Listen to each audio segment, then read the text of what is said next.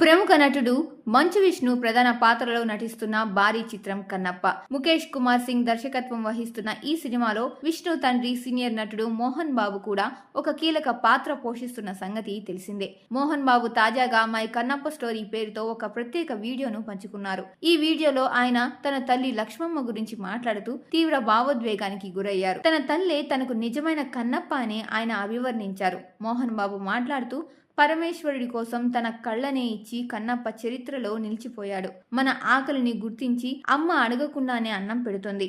మనకు ఏది కావాలన్నా వారి శక్తికి మించి అమ్మా నాన్నలు మనకు అందిస్తారు. నా దృష్టిలో మా అమ్మా నాన్నలే కన్నప్పలు. మా అమ్మ పేరు లక్ష్మమ్మ.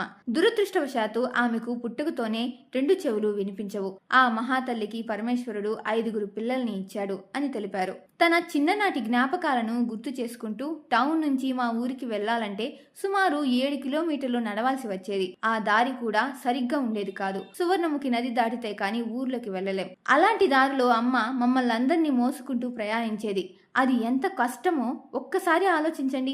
ఈ విషయాలు గుర్తొస్తే చాలా ఎమోషనల్గా అనిపిస్తుంది. నా గొంతును అందరూ మెచ్చుకుంటున్నప్పుడు నా మాటలు నా తల్లికి వినిపిస్తే ఎంత బాగుండేది పరమేశ్వర అని బాధపడేవాడిని. నాకు నా కన్నతల్లే కన్నప్ప అంటూ మోహన్ బాబు ఉద్వేగభరితంగా తన మనసులోని మాటలను పంచుకున్నారు.